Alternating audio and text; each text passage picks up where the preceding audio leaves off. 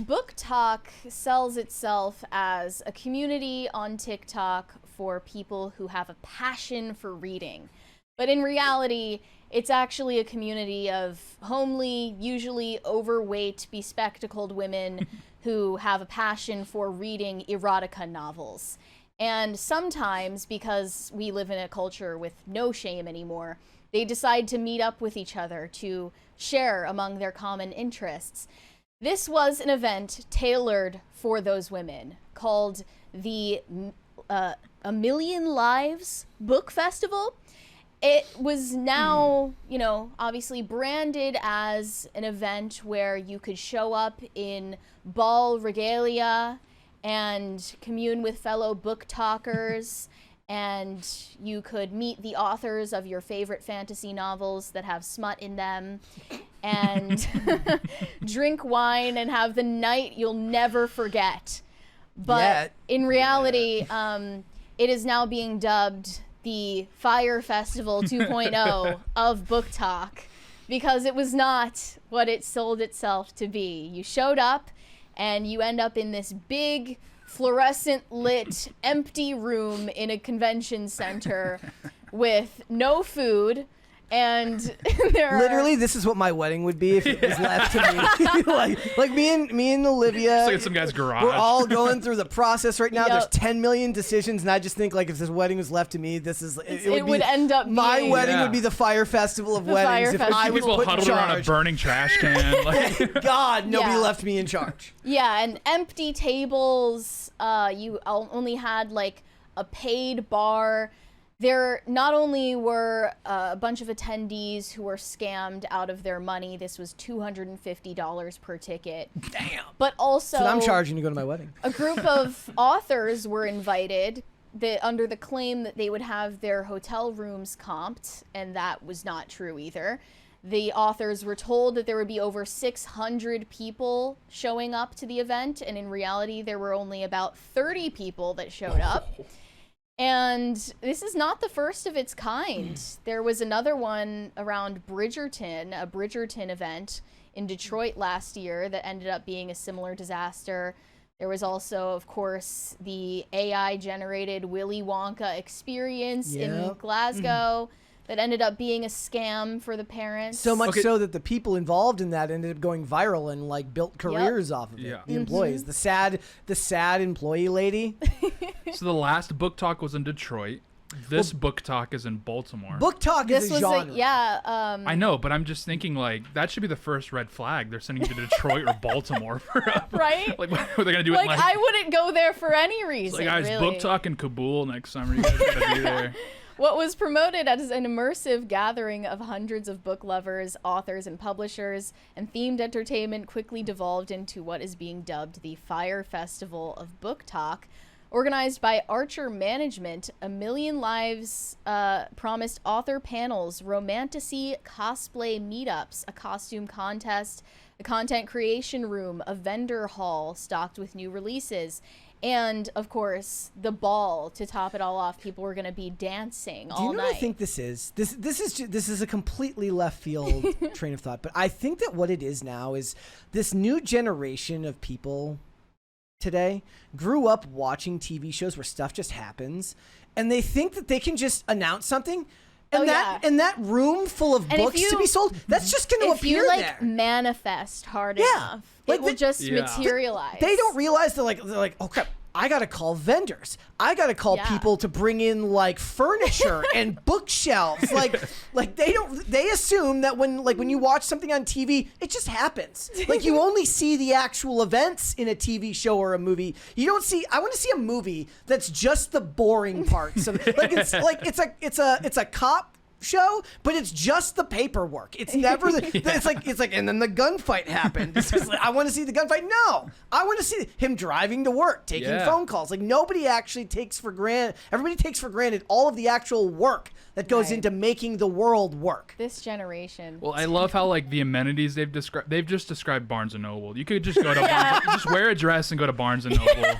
It's just, like, I'm not going to Tables at the Baltimore for event this. were shockingly empty with some lazily thrown fake rose petals and books on them. No! Guests dressed for a ball of epic proportions and were disappointed as they idled in the room, which didn't even have the lights dimmed. So this one author who was invited to the event to have her own table there, Stephanie Combs, posted a video of the event in reality. And it was the ultimate, Is like, this the first one? BookTok ball from Wish. Okay, here we go. This one here. The music does cut. Though, right?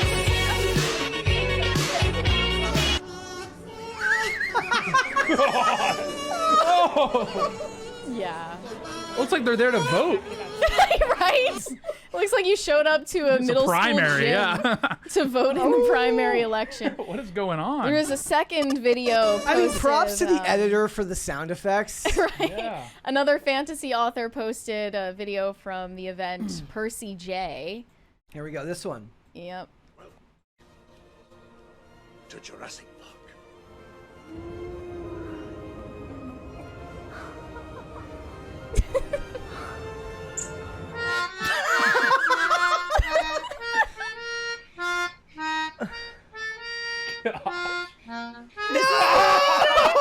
Not the JBL No! speaker. They didn't even have the full-size JBL speaker. And then there was a third I mean, video. props to the content creators for turning this into viral content. A cosplayer posted another video from the event and that she left early after seeing it.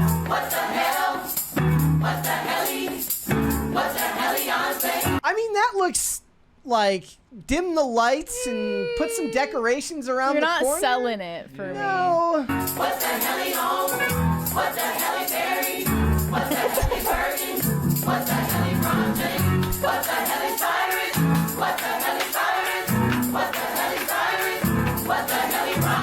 Well, she's just a quitter. Yeah. No, I Maybe it was would've gonna get stayed. good and she left. I would have stayed, honestly, because it's just a new experience. Yeah. Why This not? is awesome. She's This like, is I'm out of They here. trauma bonded together after they showed up and didn't get what they expected. It was just, a bunch of bookworms who don't normally leave the house. This was their social event of the year, maybe of the lifetime. You would think. And this is what they showed up to find. I mean, you'd think that given the fact that they're all creatively minded people, they would have been excited to like deck that room Yeah. out with, whatever they needed. Another author blasted the festival as the worst event she had ever attended, saying she didn't make any money at the event, which was a huge blow to her as she was an independent author paying for her own table. Damn. Saying, I barely made enough to cover my fucking parking for 2 days in her TikTok. And it felt like the Fire Fest of book festivals. Advertised as something really awesome, but the actual execution of it was horrible. We were told that there were more than 610 tickets sold. I did not see those people. And then they found out the woman behind Archer Management who put this all together, I guess didn't put it all together. Her name is Grace Willows, and she has now posted an apology looking absolutely insane. Oh no. She looks like she could be Bella Ramsey's distant cousin. Hi everybody.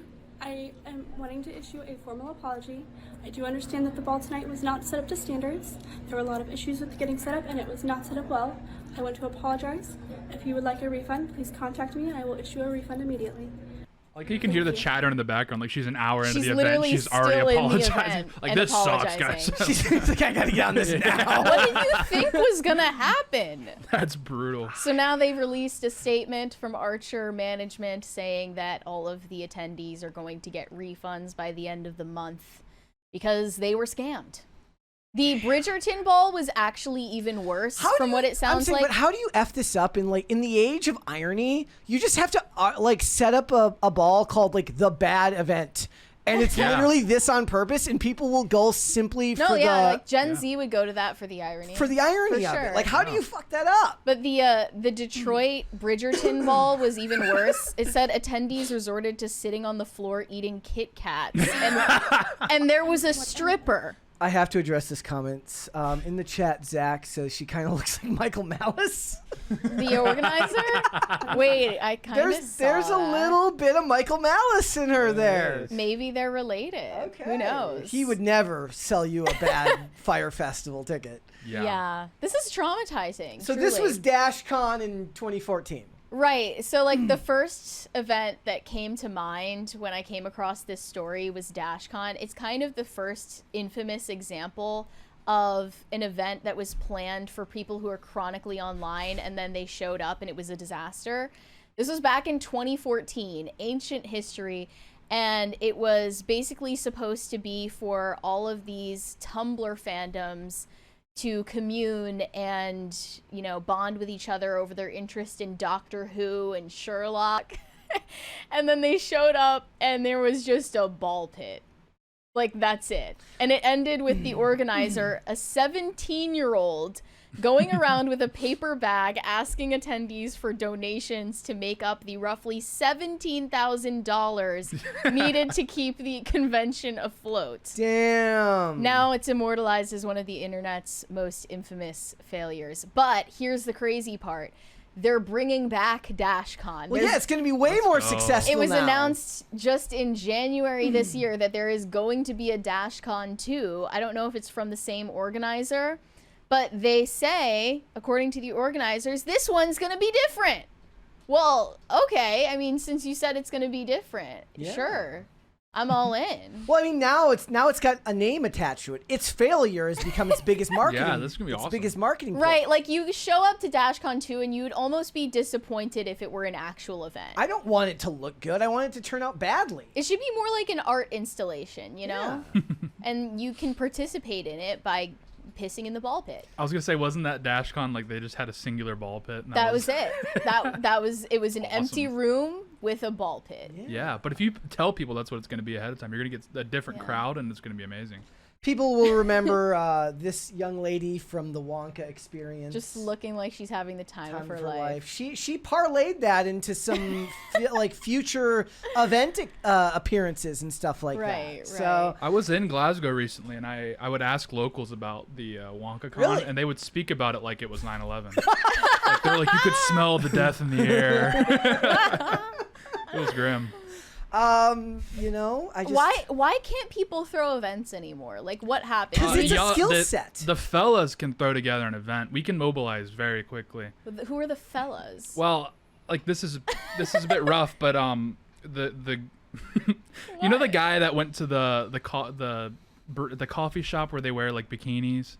Oh, And the Bikini Beans. Yeah. Yeah. And then the guy came up and he was doing something he shouldn't have. Right. You know that story? And then drove off and drove off. ended his Within a life. week, there was like 150 guys that gathered for like a memorial service. Oh my gosh. Yeah. It was like there was multiple protests. That's insane. So young guys, like when we're ready, we can mobilize pretty quickly. I think. well, it's 150 guys wouldn't have filled that Here's room. the thing. If we lived in a sane society, the people who belong to the BookTok community would have enough shame that they don't even feel comfortable running to their own platforms to complain about getting scammed, because it's embarrassing enough that you bought a ticket to attend this event that is literally based on your shared interests in porn.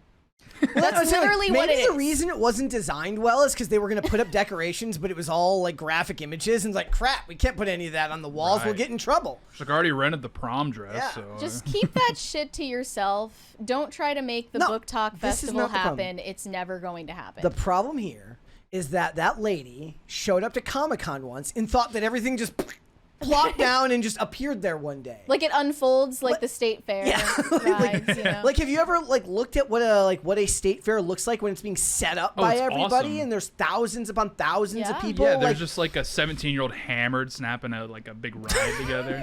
It's awesome. There's no insurance.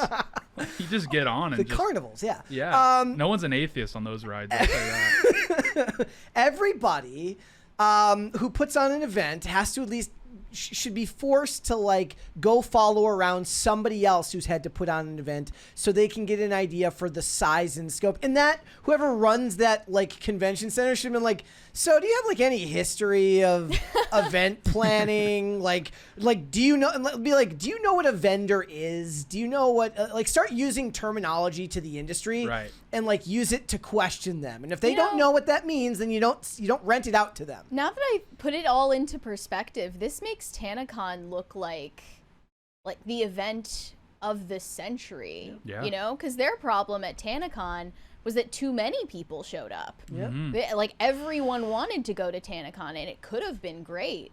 There was genuine interest in it, but for this, it's just nobody showed up because you're catering to people who don't leave their house.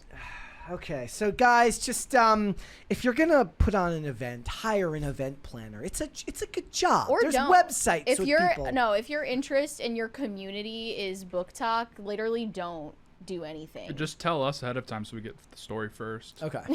All right. Thanks for watching. Listen to full episodes of Pop Culture Crisis on Spotify. Keep up with us on social media and make sure you subscribe and ring that bell so you never miss the show. Bye, guys.